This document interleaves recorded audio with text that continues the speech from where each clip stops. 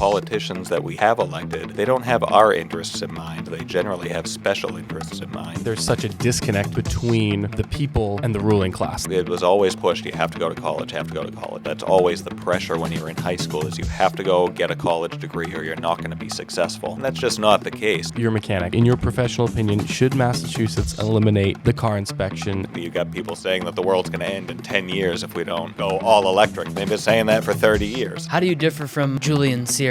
Well, Senator Sear has certainly been supportive of legislation to allow these migrants to come into the state. And we saw this demonstrated during the 2022 election, actually, because some of these migrants showed up on Martha's Vineyard. It's very difficult to get him to show up anywhere, but the next day he was there on Martha's Vineyard to get those people out of there.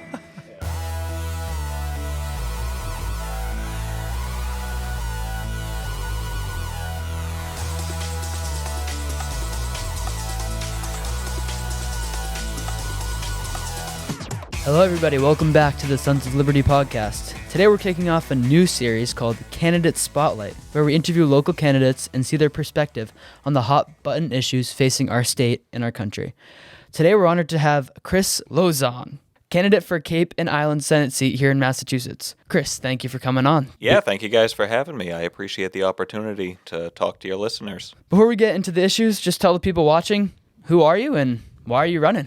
Well, like you said, I'm Chris Lauzon, running for state senate, Cape and Islands District here in Massachusetts. I'm a native of the Cape, grew up in Barnstable, youngest of 4 kids, working class family, typical suburban family.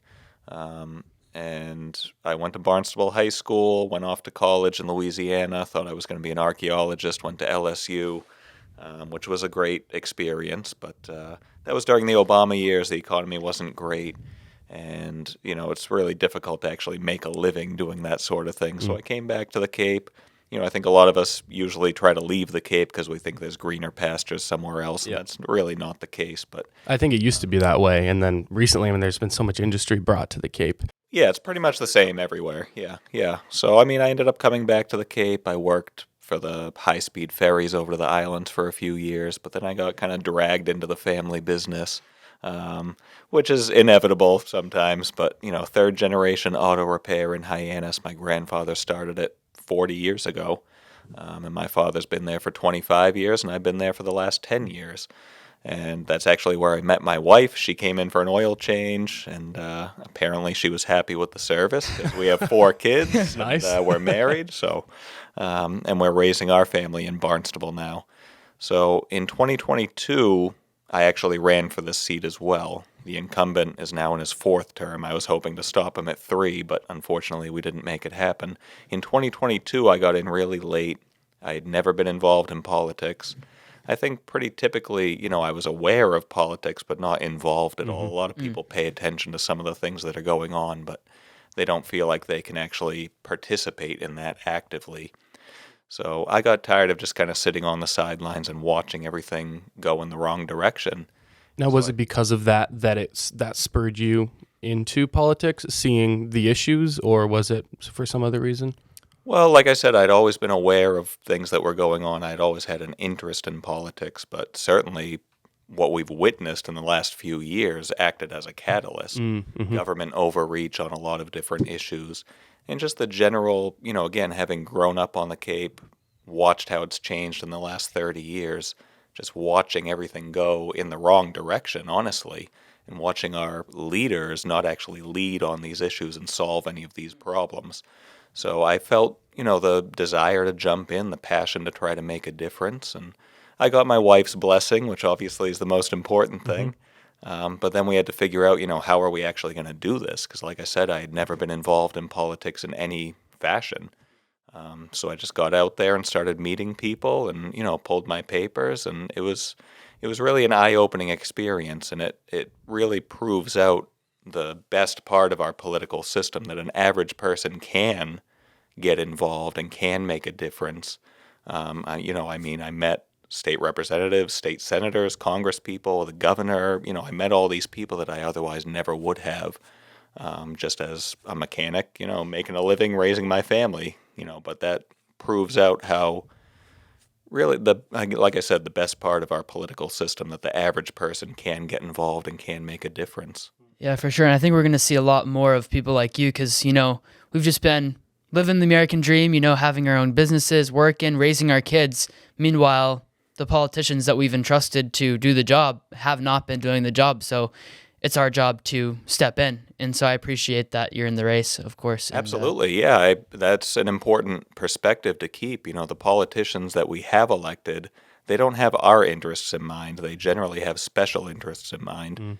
And, when you're working and raising a family and just trying to keep up with the bills and make everything work, it's sometimes you put your head down and you're not really paying too much attention, and that passes you by. But I think it's important for all of us to step back and take a look at what's happening and, address it instead of just saying there's nothing I can do about it. All right, so let's get into some of these issues that I was going through your website. There's your legislative agenda is extensive, it's detailed, it's really good. I figure we just dive right in to the most boring part, budgeting.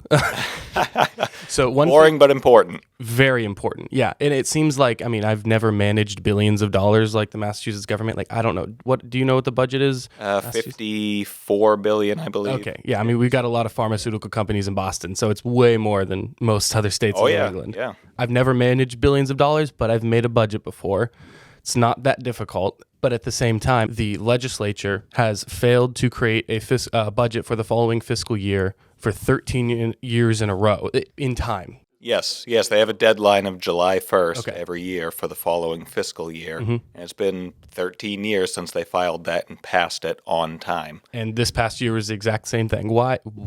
Is there like internal debate? Are they really struggling over the individual things in the budget, or do they just not want to work? Are politicians lazy? Yeah, and you say, you've never managed billions of dollars, but the principle's the same. Whether you have $100 or $1 billion or $100 billion, add a few zeros, it's, it all works out the same way. But there are so many different special interests, again, who are vying for these funds from the state government.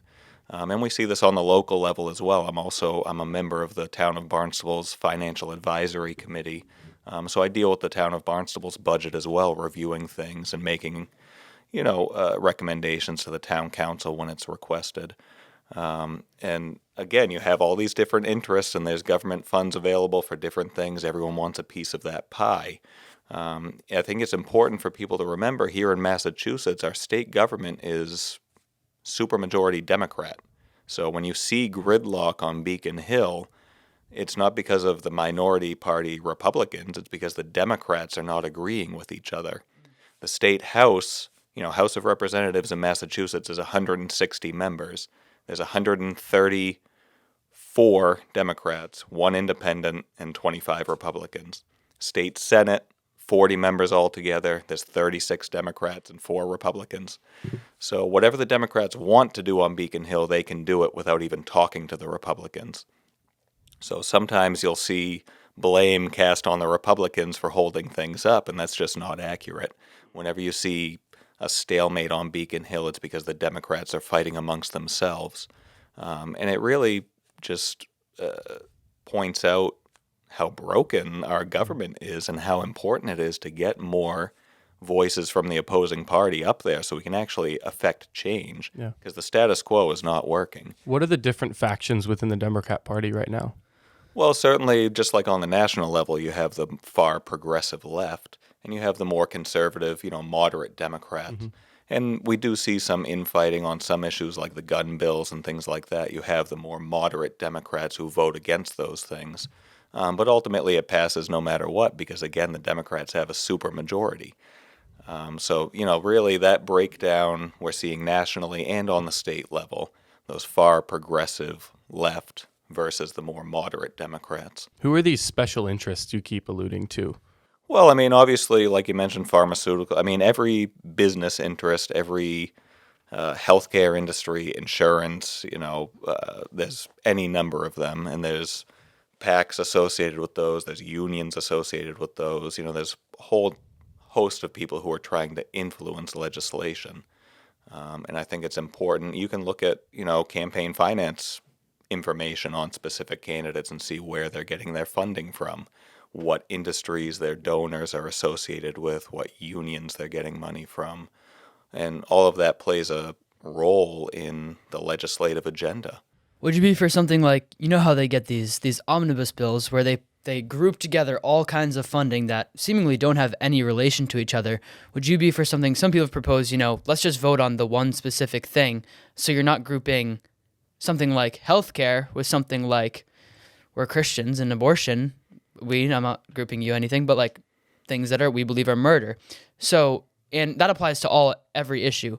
What would you think about something like that? Yeah, I mean, I'm generally not a fan of those omnibus bills, like you said, these bills that are hundreds of pages long, especially because there's very little time for legislators to actually review these bills.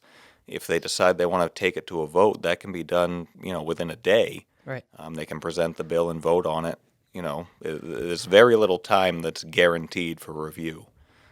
So that's something that I certainly would advocate to change. And generally, I think we need shorter bills rather than longer bills. If you want to address a specific issue, just, it can be one sheet of paper. That's your specific issue and vote on it up and down. I'd rather see more bills that are shorter than fewer bills that are hundreds of pages long. Yeah, and less legalese. Like trying to read these, I can't understand it. Like at all, you need a lawyer in order to to break down and parse through it. Right. And you got to diagram these sentences That's the big problem with a lot of legislation now, because there's so much legislation already on the books. A lot of the newer bills are just, strike out section, blah, blah, blah, of the acts of whatever year, That always confused me. Yeah, so, I mean, you have to reference back previous law, and it's a game, and it makes it difficult for the public to consume that information and actually understand it. Yeah, I think that's intentional. Yes, absolutely. Sure. So you said you would, on your website, you would support an official audit of the legislature. Why do you support that? Well, the new auditor, who's a Democrat, was elected in 2022. She's a former legislator. She was in the House and the Senate. DeZoglio's her last name, and she has proposed a audit of the legislature. Good for her. Yes, first time in over 100 years that the legislature would be audited. Wow. It has happened before, so there is constitutional authority to do that, but 1922 was the last time it actually happened. In Massachusetts? In Massachusetts, yes. Every state doesn't have an auditor like that. Massachusetts is kind of, unique in that way. Because it is a constitutional office of auditor. So she's proposed that, and she's been fighting for that, and it's actually on the ballot, I believe, to be voted on by the voters, because the legislature's been pushing back on it. And you have to wonder why they don't want anyone looking deeply into what they're actually doing. They have all their sessions, closed door, committee meetings, all these. It's all done in secret. And I'm not in favor of that sort of process. I'd like everything to be open, accessible to the public. There's all kinds of rules in place that prevent access by the public to see what the legislature is actually doing on a day-to-day basis.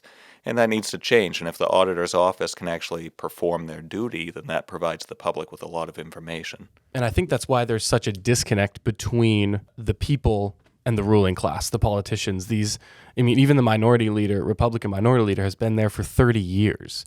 Like it's a career now. It's all career politicians, whether on the left or right. And on the left, you've got really awful ideas that will lead to terrible consequences, and on the right, you've got really soft, squishy rhinos who won't stand up for anything and will say they believe in, life at conception or two genders, but when it comes to actually voting on it, they will vote for transgender surgeries on minors, or they will give money to Planned Parenthood, which I'm referencing back to previous bills that Republicans representatives have voted in favor of, just because of Democrat pressure. There's a disconnect because I don't think the people are predominantly Democrat in Massachusetts.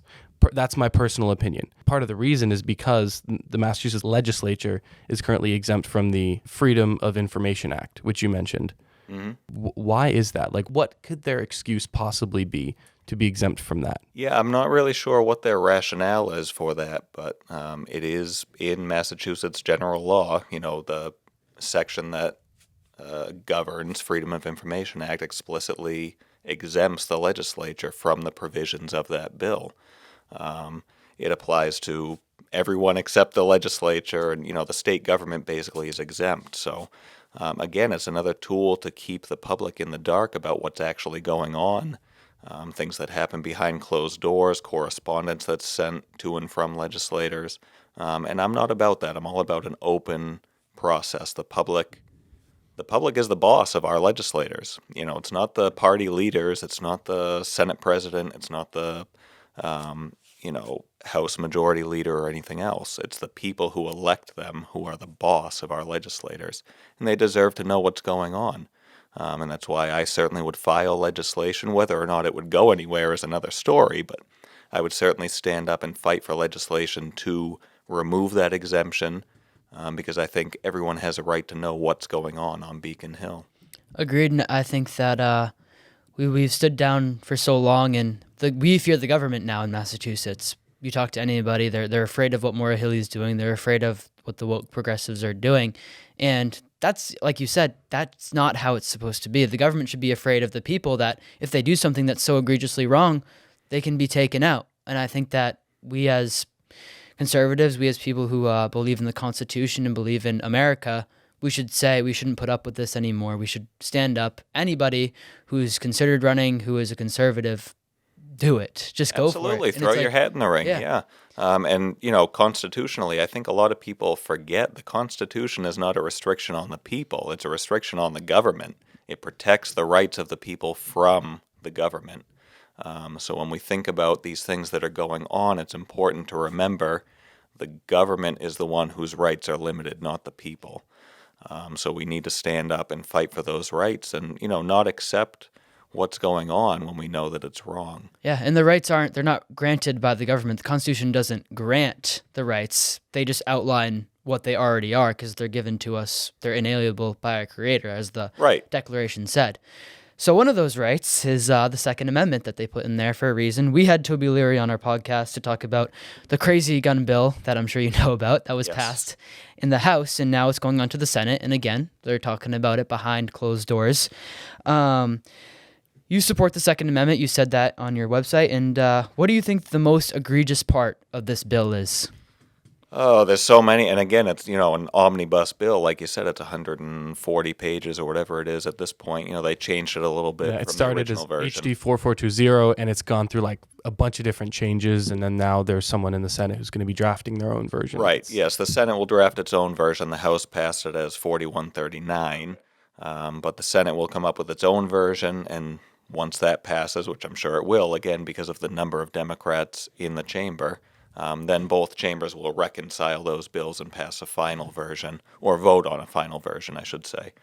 There's so many provisions in that really trample on our rights to keep and bear arms. And the Second Amendment's clear anyway. The right of the people to keep and bear arms shall not be infringed.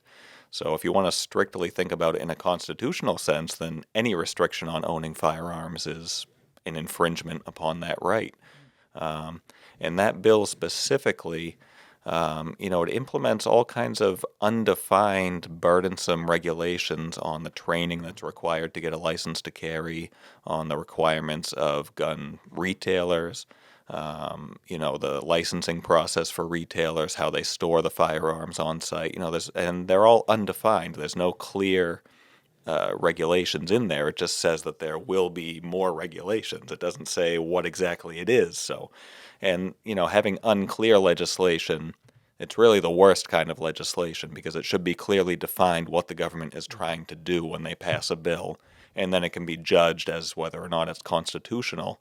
But if it's unclear what the language even means, that makes it a lot murkier to actually determine what's going on until it's actually implemented and people's rights have already been, trampled on. Yeah, it's one thing to principally be wrong and say, at least make it a good bill.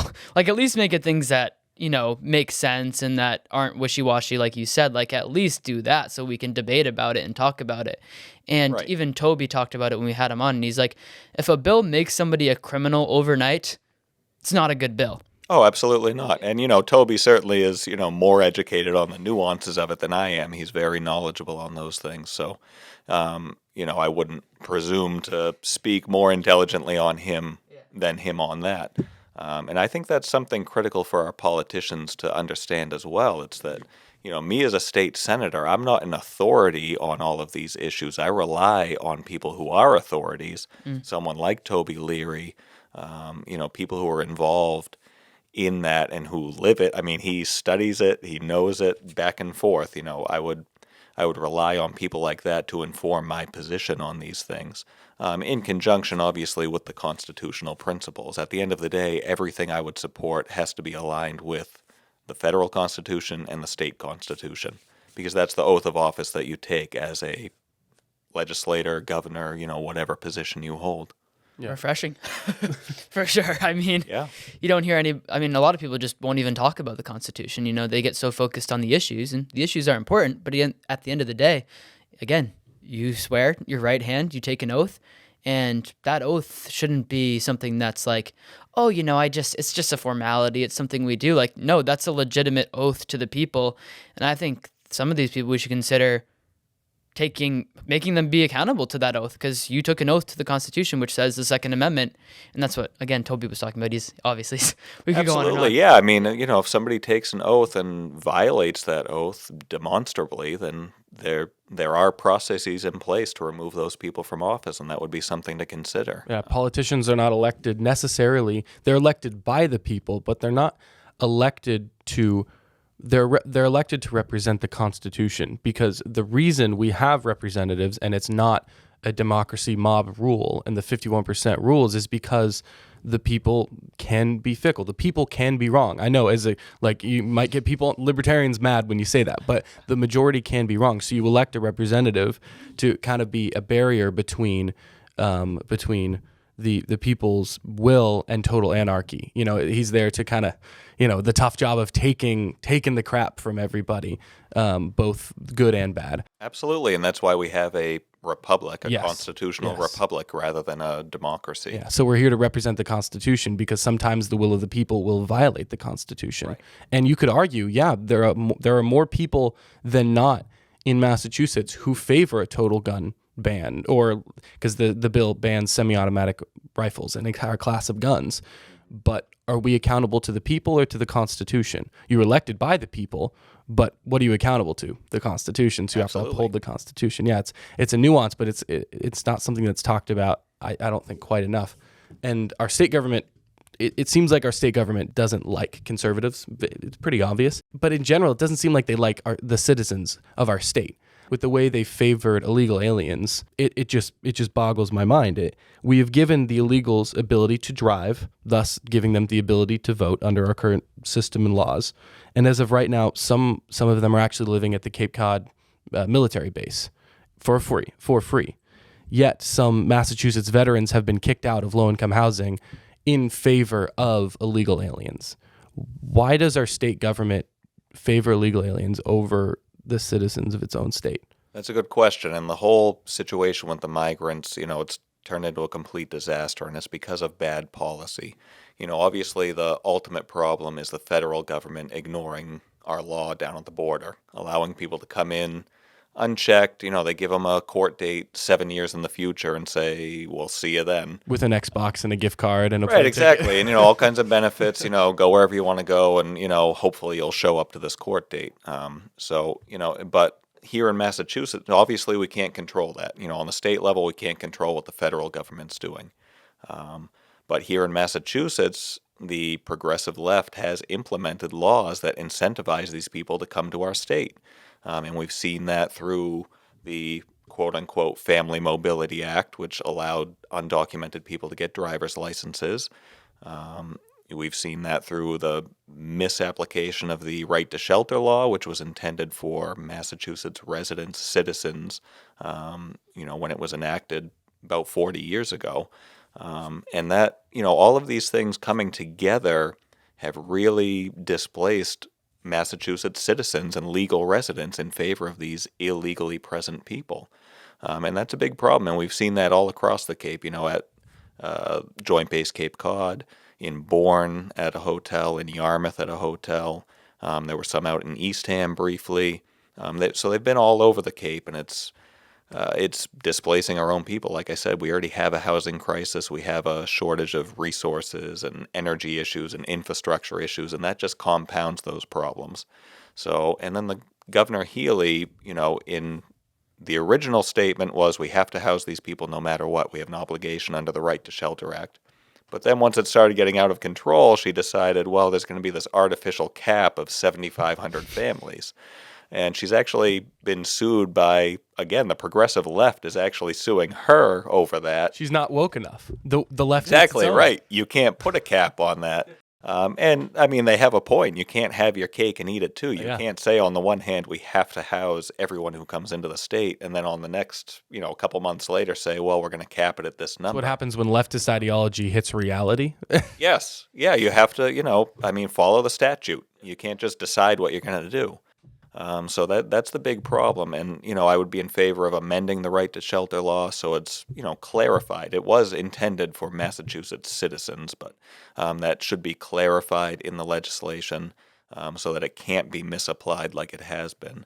And anything that displaces Massachusetts citizens is a problem, obviously, especially our most vulnerable people who are living in places that they really shouldn't be, hotels and accommodations that, citizens shouldn't be living in, but that's all that's available. I'm sure you guys know here on the Cape there's not a lot of options for housing, and that's only gotten worse in recent years, and it will continue to get worse unless we change these policies. Mm-hmm. How do you differ from Julian Sear on this issue, the one you're going against? Well, Senator Sear has certainly been supportive of legislation to allow these migrants to come into the state. And we saw this demonstrated during the 2022 election, actually, because some of these migrants showed up on Martha's Vineyard. And Senator Sear, it's very difficult to get him to show up anywhere, but the next day he was there on Martha's Vineyard to get those people out of there. And they came over to the Cape and they were housed here for a while. And, when it's unknown where they ever ended up anyway, but that's the only place that they didn't want to keep these migrants. I know all the rich people who had like the "No Human is Illegal" sign in their front yard, and then like illegal aliens show up and it turns like "No Trespassing." It's like right, yeah, right.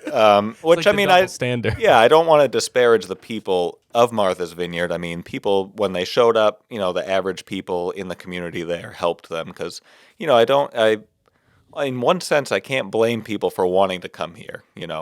You need to follow the proper channels, that you come here illegally, then you don't belong here. But I don't blame people for wanting to come to Massachusetts for a better life, but our policies cannot encourage them to do so the wrong way.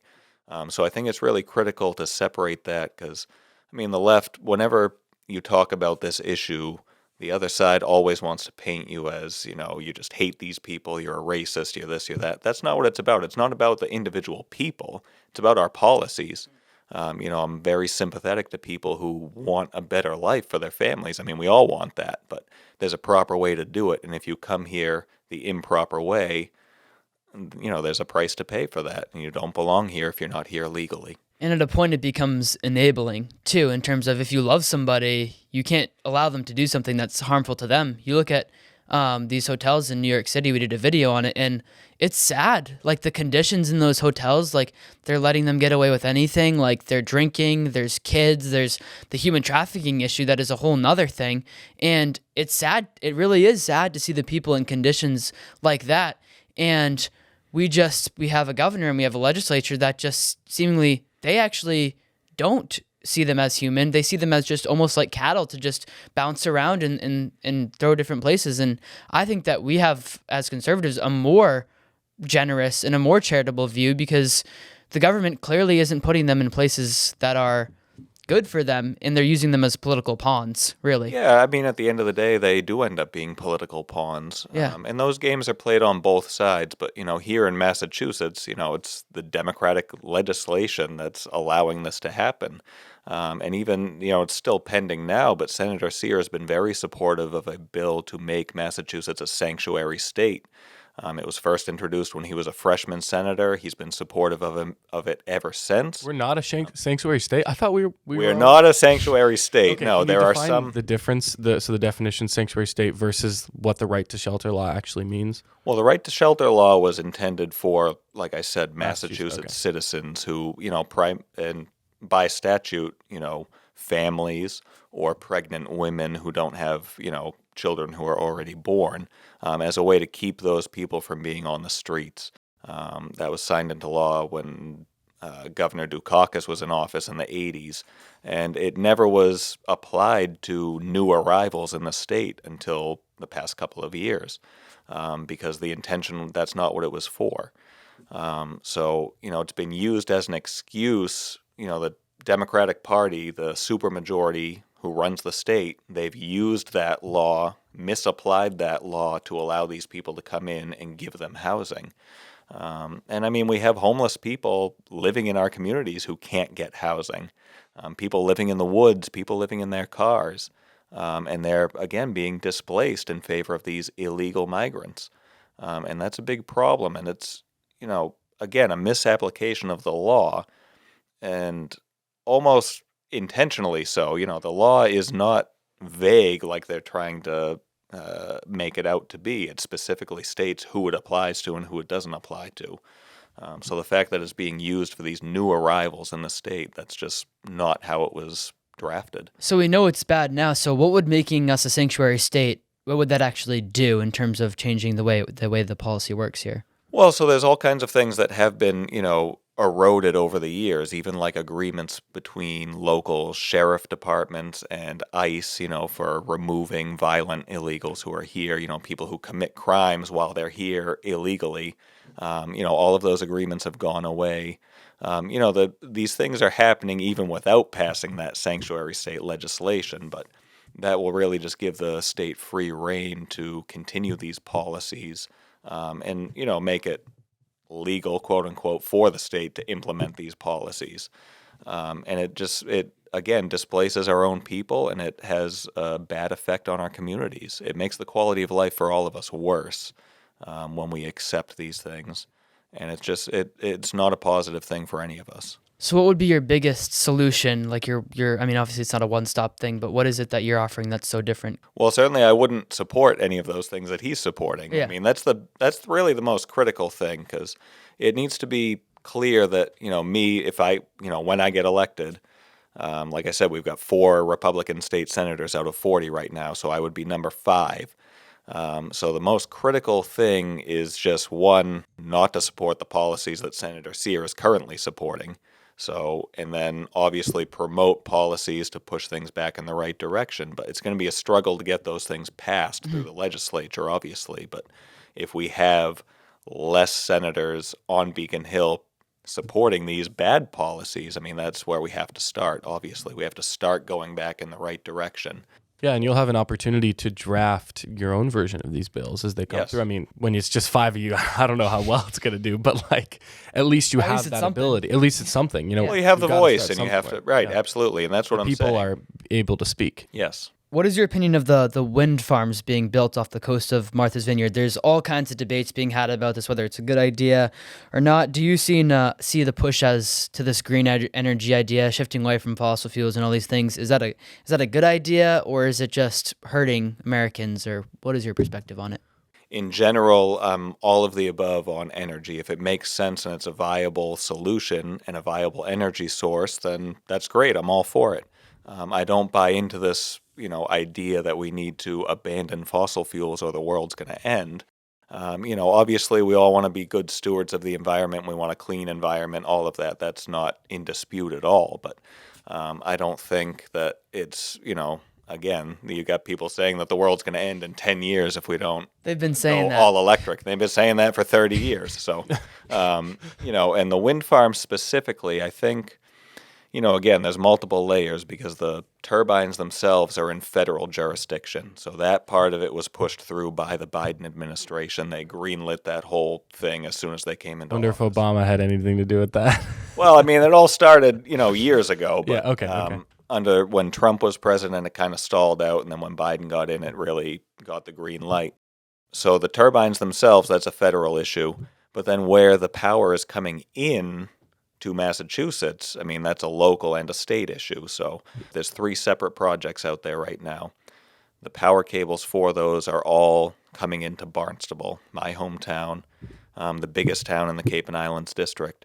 And there's, like I said, 3 separate projects. They're all in different phases.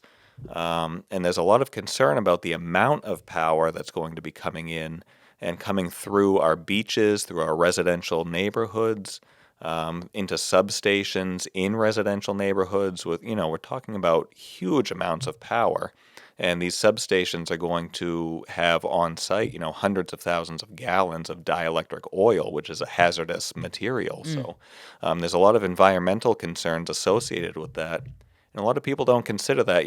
They try to push this image of wind turbines, solar energy. It's all green. There's no effect on the environment, and it's a complete mischaracterization of the whole industry. And a lot of it goes back to, again, government subsidies, and there's a lot of things attached to that and why they're pushing that. But it's not any greener than fossil fuels, because you have the mining process for these materials is extremely hazardous to the local environment, which we don't see that here, but they're mining these precious materials to make batteries and solar panels and everything else overseas, and it totally devastates those local communities environmentally. And then disposal, when these things have passed their viable life, there's no viable disposal of these. They pile up hazardous waste again.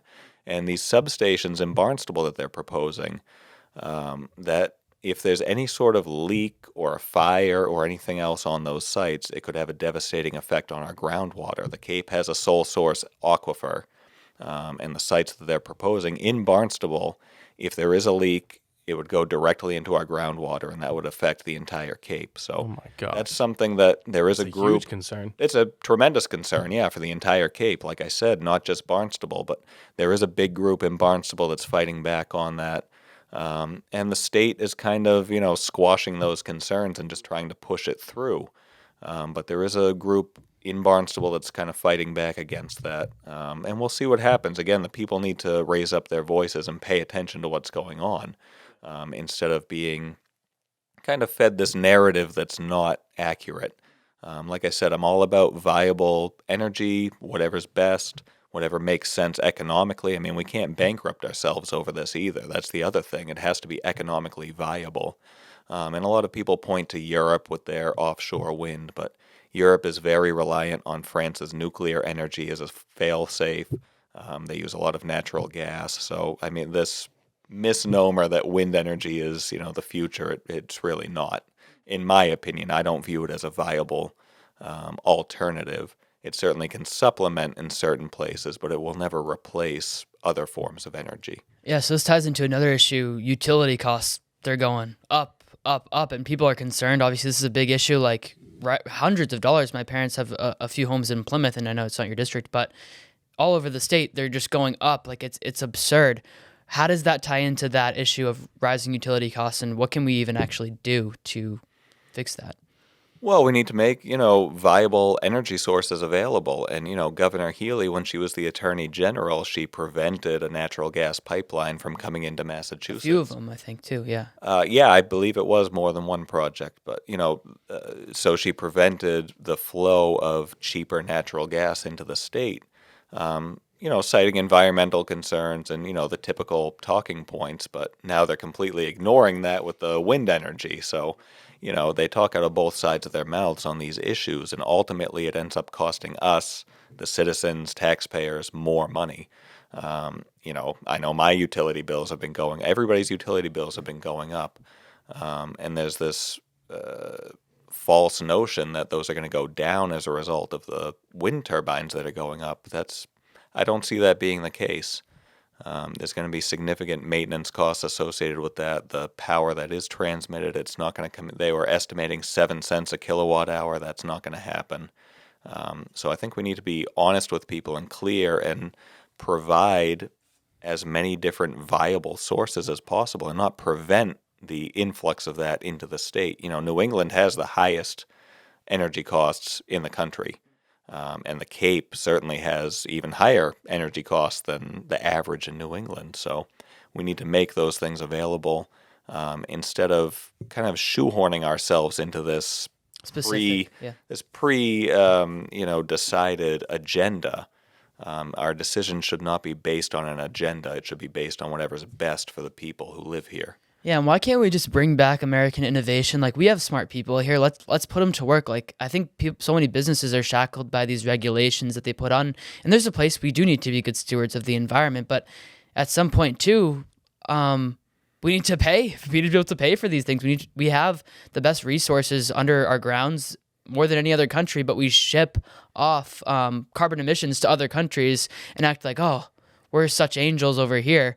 But I think that if we just did it ourselves and innovated, and I mean, that's a me thing, but I don't know why we don't just encourage innovation in businesses. And you see businesses are leaving Massachusetts because of what the things Maura Healey has done. Well, because of policy, tax policy and everything else, this millionaire's tax that they, quote unquote, had passed, it's driving people out of the state.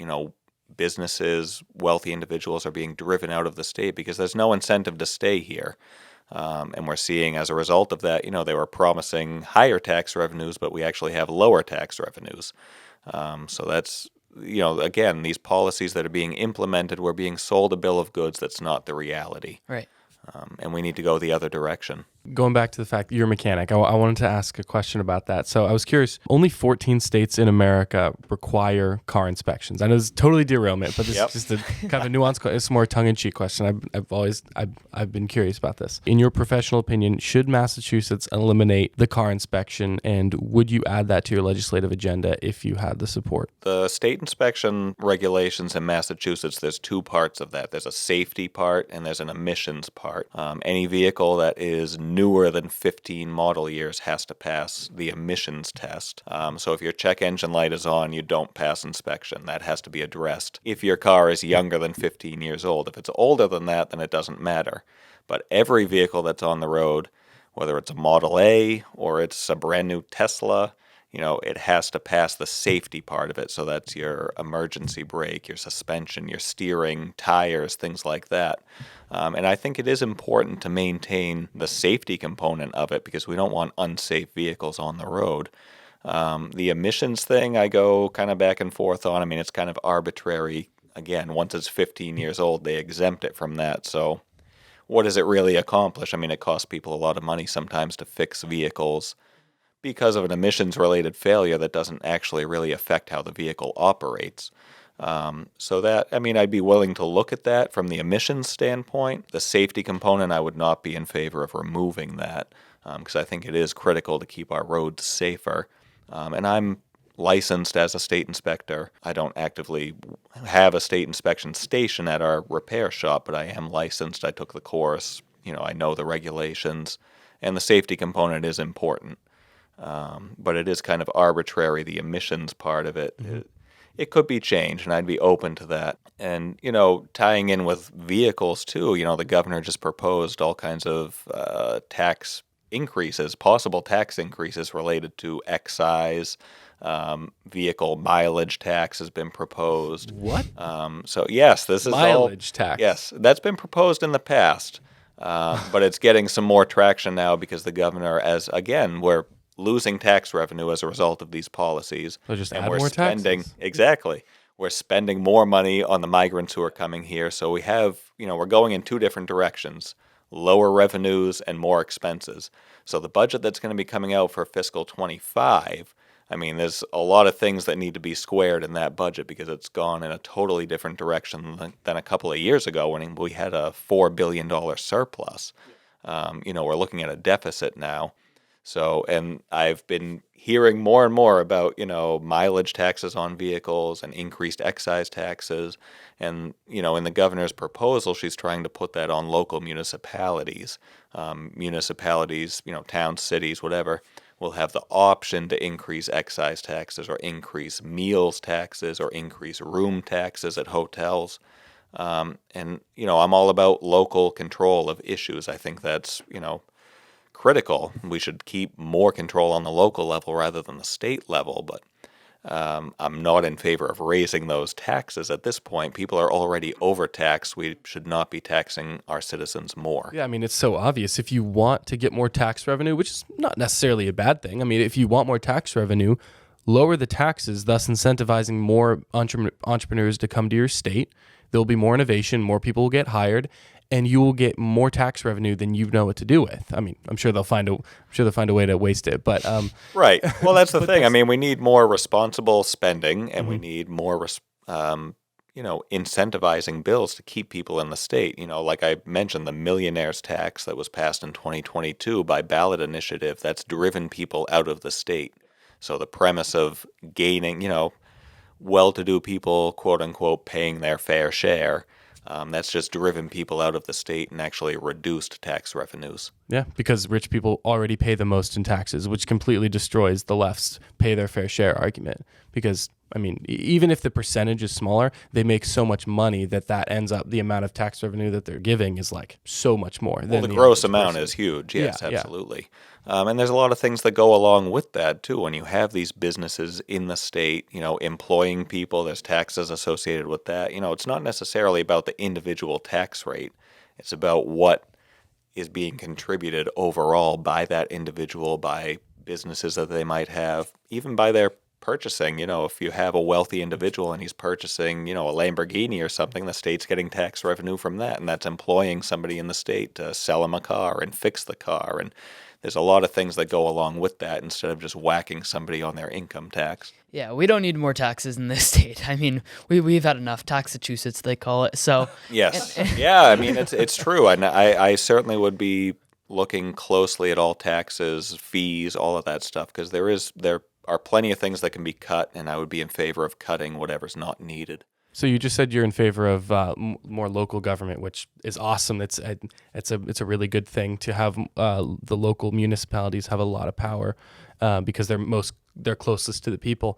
How could you, as a state senator, work with the municipalities within your district to actually get some of these things done? Because if there are going to be a lot of things that, for a while at least, until we can get more Republicans into office, there are going to be a lot of things that are just not going to be able to work on the state level. What can you shift to the municipality level?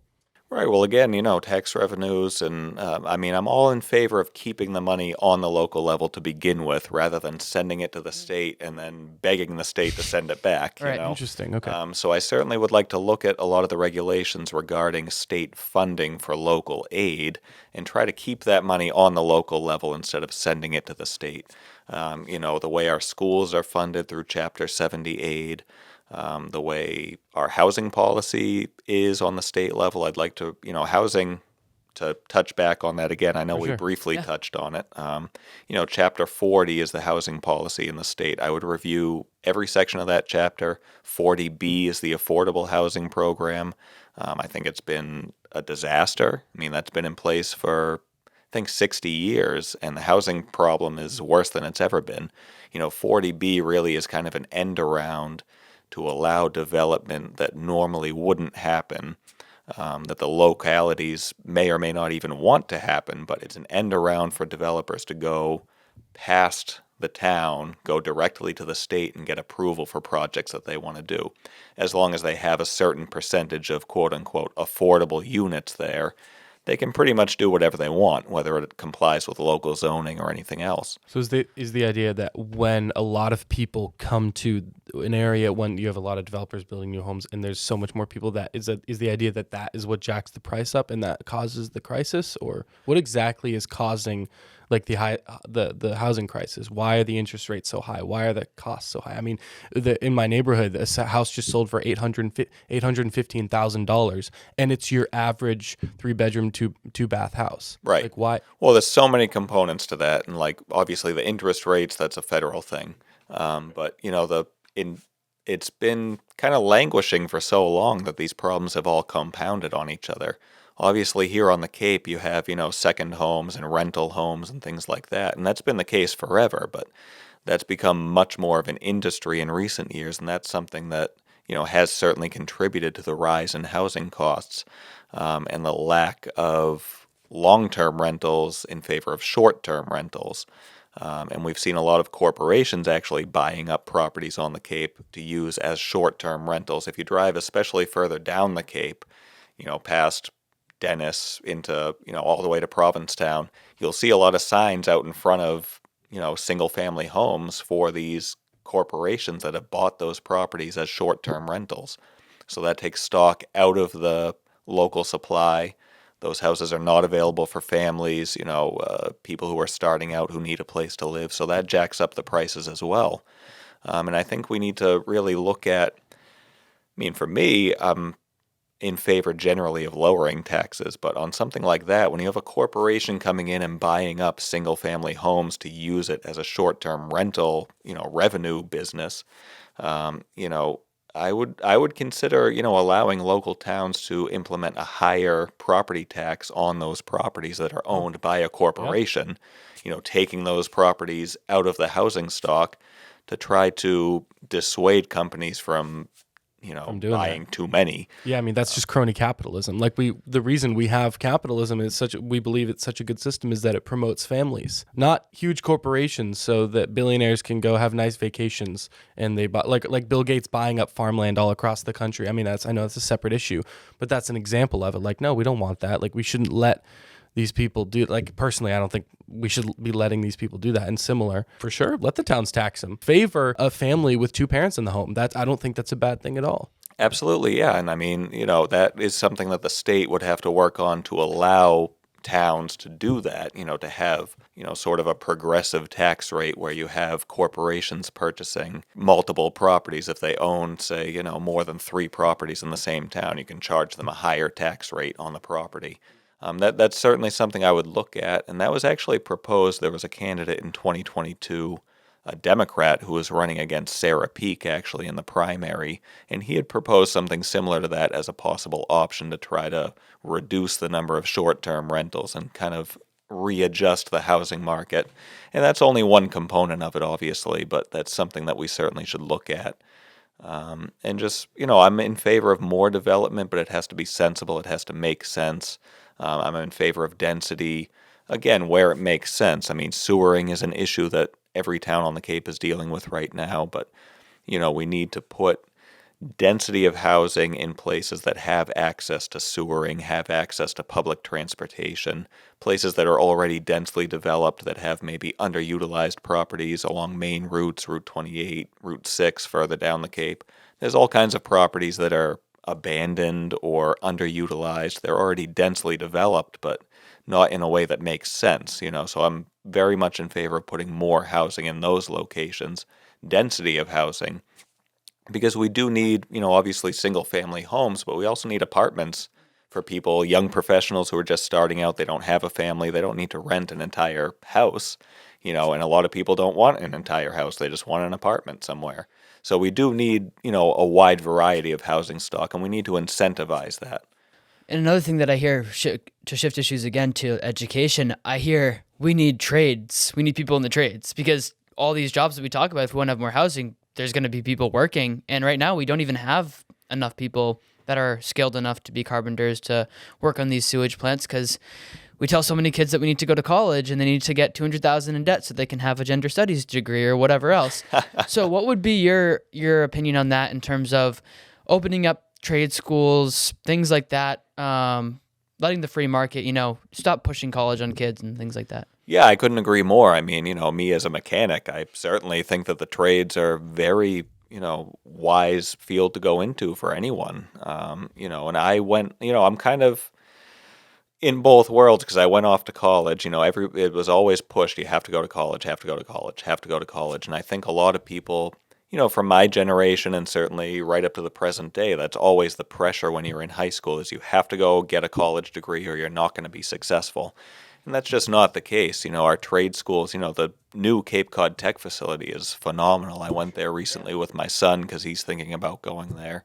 And I'm encouraging him to go there. I hope he does because, it's really a great option for anyone who doesn't have a clear path in mind through college. Like if I want to get this degree, I want to work in this field, and you actually have a plan, that's one thing to go to college and do that. But pushing kids to go to college when they don't have a clear path, like you said, it puts them in debt. It puts them behind the 8 ball.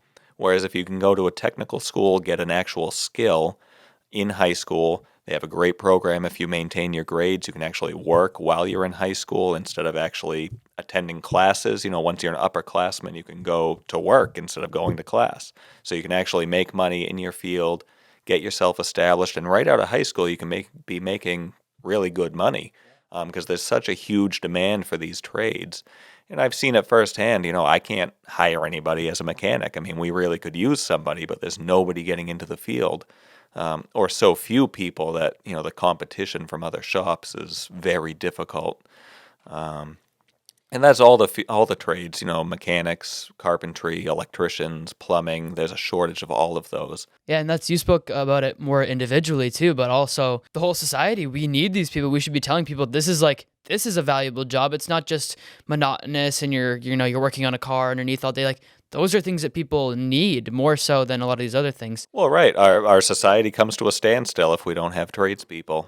Absolutely. And there's, it's less so than it used to be, but there used to be this conception that, if you're in the trades, you couldn't hack it. You're not smart enough to do other things. But, people in the trades, you got to be really smart to know what you're doing, to build a house, to fix a car, any of that. How could legislation tie into encouraging kids to move that way towards the trades and towards, honestly, just giving them their options? What would be something that you could do? Well, we have certainly plenty of programs that, incentivize going to college and offer assistance to go to college. I would certainly like to expand assistance that's offered to go to trade schools, get certificates in different trades and things. So I'd like to see more of that encouraged rather than going to, a 4-year school to get a degree. I think it's critical to additionally incentivize, going to get a certificate in a trade because, again, we need those people.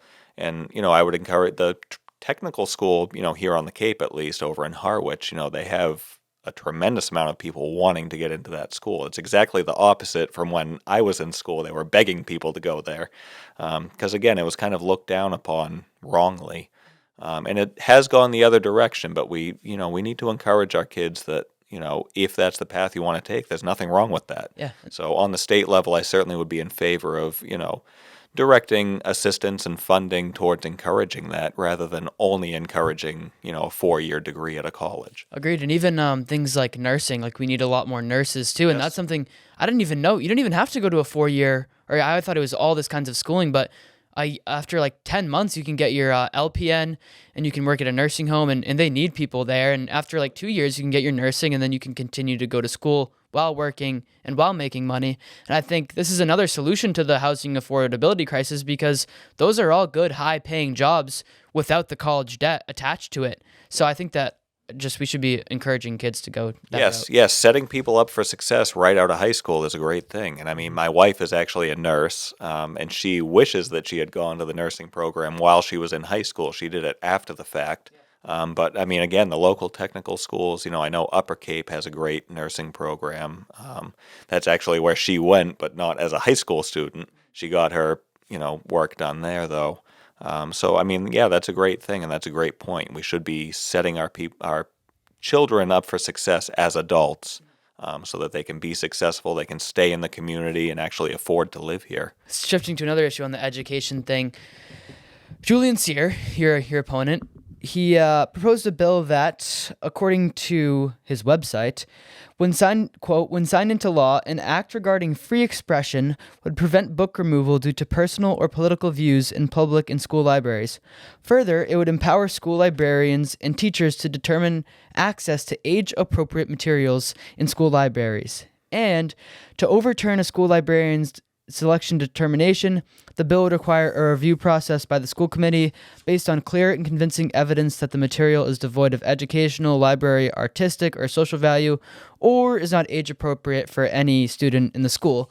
So basically, reading through all that, it just makes it more difficult for school committees to be able to decide what books, and it moves it to the libraries, moves it to the teachers, who Julian Cyr says have more education on deciding what books are in there anyway.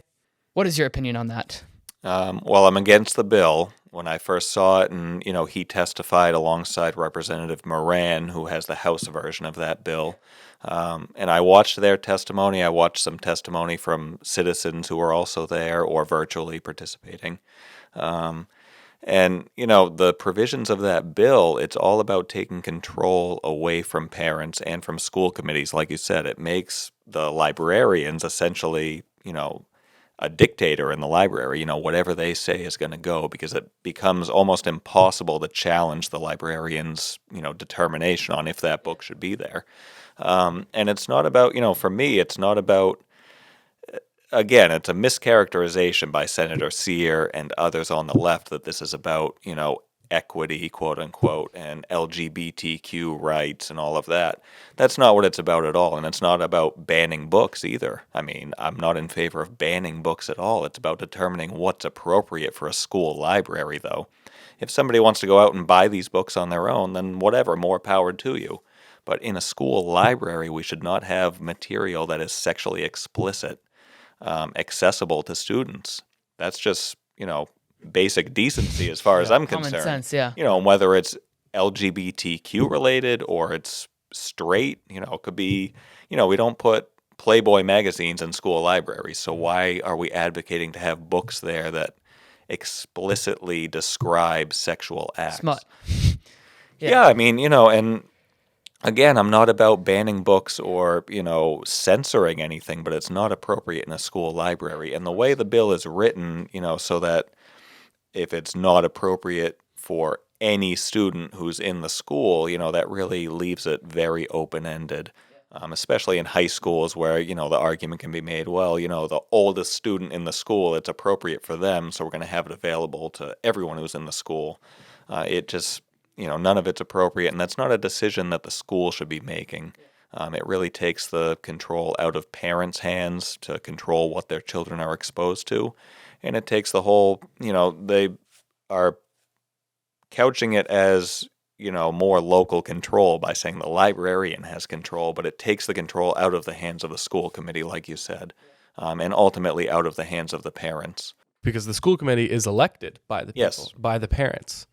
So if you're giving the school committee the control, thus you're giving the parents the control. Yes, and if you go through the whole bill, I mean, there's all kinds of things about challenging determinations that are made, but, while a challenge is happening, the book remains on the shelves in the school library. And ultimately, it's virtually impossible for that challenge to be successful the way the bill is written. Yeah, and it makes it into almost like a legal issue because then, if they contest it, the librarian contests it, and like you said, the book stays. So it's just delaying the inevitable. And it's really sad. So in another issue, I'm gonna be honest though, it's kind of an indictment on the parents to my perspective a little bit, because when the schools realize that there is a lack of parental involvement with a lot of the kids, that's just what it seems to me. So the parents aren't providing morals to their children, or maybe aren't representing those morals at home. So those kids go to school and then they're basically just open to whatever because they're not being taught good virtues at home. They go to school and they're kind of just moldable and they're malleable. And we all have a sin nature. So when virtues aren't cultivated at home, the school can take advantage of it. And I think it started out as good, with good intentions. I think the schools had good intentions. All right, let's help these kids. So they added all these extra programs, and then now we have things like sex ed. I'm like, okay, that should definitely not be what the school is teaching. Like, leave that to the parents. Like, that's not up to that's not up to the school. But you have people who come in on the left, on the woke left, who come in and co-opt something like sex ed, and then make it basically pornography and sexually explicit, and then it's just corrupting these kids. So it's like it's on the parents to take back the school committees in your district, but then also be very proactive and be reading over your kids' books when they bring them home. Like, don't be very involved. That's an indictment on the parents, and I think that it starts. The family is the most fundamental political institution, and if we want to affect change in the local or state level, it has to start with the family, and it has to start with fathers actually protecting and providing for their kids, both spiritually and then also educationally. Amen. Yeah, I mean, it's critical for parents to be involved. And, again, as a father of 4 kids, my oldest is in high school right now. She's a senior. The youngest is in preschool, so we kind of run the gamut there. And you have to pay attention to what's going on because, I'm open to allowing, older children to be exposed to certain ideas and make their own determinations on things, but it needs to be in a controlled way, and the school should not be pushing any agenda on these kids. That's the problem. It's turning into, this is the agenda we want these kids to be exposed to. It's not about teaching them how to think about things. They're trying to teach these kids what to think. And that's where the problem comes in. And when you look at books that are in school libraries, I mean, I've looked at all kinds of different articles and studies about this. You know, the most quote unquote banned books from school libraries are not these books that they're referencing. They're, you know, books by conservative thinkers. And, you know, those are things that are absent from school libraries, not these other books that they're talking about. You know, when you actually look at the data, there's hardly any books, you know, conservative-leaning books in these libraries, but there's all kinds of books about Marxism and anti-racism and, you know, all these other things that are available to students, and they're not getting the opposing viewpoint. And again, that's not appropriate, you know, certainly in lower grade levels. In the high school, you can have some of those ideas present because, you know, they're almost adults, so they need to start thinking about these things. But anything sexually explicit certainly does not belong in a school setting. Yeah, and like you said, they need to have both sides. There needs to be both sides. There needs to be the conservative books and the liberal books. And if they want to debate and go for it, like I think we should have political debates in public schools in front of high school kids. Yes. Like let them hear both sides, and they're saying, oh well, no, you know, they can't be exposed. And it's like, don't we want kids involved in the political process? Don't we? If kids can hear both sides and determine which side is spewing BS and which side is not. Generally, a lot of high school kids can tell. And I think that instead of creating an echo chamber like they're trying to create with this bill in the libraries, you know, let public debate happen, right? The First Amendment is in there for a reason, and we're Americans, and we should be promoting free speech. Yeah, I don't 100%. Absolutely. Side yes. thing. I don't think there are enough local debates going on between politicians. I mean, Agreed. it's like just because it's not on the national stage and you're going to have millions of people watching doesn't mean they shouldn't happen. Yeah, did you debate him Have last? you ever debated? We did have one debate. Okay. It was right before the election on the local NPR station. So it was his home turf, you know, NPR. And Did there they were ask a lot of like awful questions? no, I mean it was okay. You know, I won't, you know, condemn the moderator who hosted it. She's certainly a professional, and you know the questions were professional. But there's really, you know, especially in the last cycle, we saw a lot of Democrats refusing to debate Republicans because they didn't want to be called out on these terrible policies that they've been promoting. And I think we're going to see that this time around as well, a reluctance to debate. Certainly on the national stage, I doubt there's going to be presidential debates at all. You know, I'd really be shocked if there is a presidential debate. But even on the local level, I mean, Senator Sear declined at least one other debate that was offered, which I accepted every offer. I went to a open forum in West Barnstable that was hosted by the Civic Association there. Senator Sear did not attend. There were other politicians there as well, but he did not attend. So really it's, you know, they don't want to debate because they don't want these policies laid to bear before the people. And I'd be happy to debate, you know, him at any time and in person, on the radio, you know, anything. We'll host it if he wants. And Julian, Absolutely. if you're watching, you can pick a guy from your side that you want. It's just me and Sam. One of us will step down and come out. And you're from Barnstable anyway, so this affects you. I'll step out, and if you want to put your guy in asking questions too, we'll do it on the show if you want. I have no problem doing that. Well, Sandwich isn't in your district. I'm like one town. Well, close enough. He's closer. Well, that's all right. You know, open Yeah. invitation is nice Yeah, anyway. for sure. I You mean, know, and we'll be fair and honest. And I mean, absolutely, so- yeah. No, I'd be happy to. I would tell you, don't hold your breath. I'd be happy to do that if the senator agrees. Yeah. That's what we want to do. I mean, we're all about the First Amendment on this. I mean, we're the Sons of Liberty is our name. So, you know, we believe in the founding. We believe in, you know, open debate and those kinds of things. So we want to host any politicians, anybody that's watching, you know, we'll have them on, and hopefully we'll be fair and honest. We're Christians, so we should be. But another thing into this education issue, things that have been coming up in Florida and some other southern states, like school choice and allowing parents to spend their taxpayer dollars that they already pay to go to different schools, school choice, school vouchers. What is your opinion on that? Well, I think, you know, school choice is very important. And again, going back to the funding mechanisms, you know, Chapter 70 is what dictates education funding in Massachusetts from the state. So there's really a complex process in terms of how that money is allocated.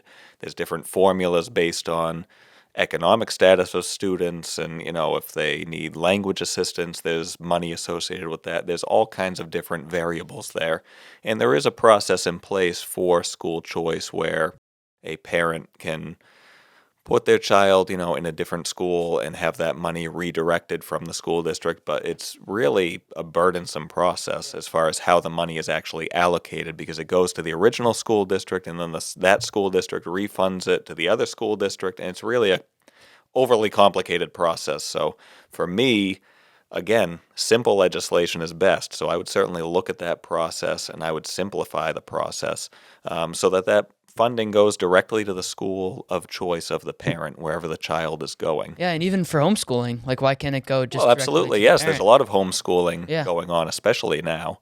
And absolutely that funding, those parents are still paying their taxes. So that education funding should be going towards that program. Of course. Yeah, absolutely. And a lot of Isn't that homeschoolers. property taxes that pays for the local schools?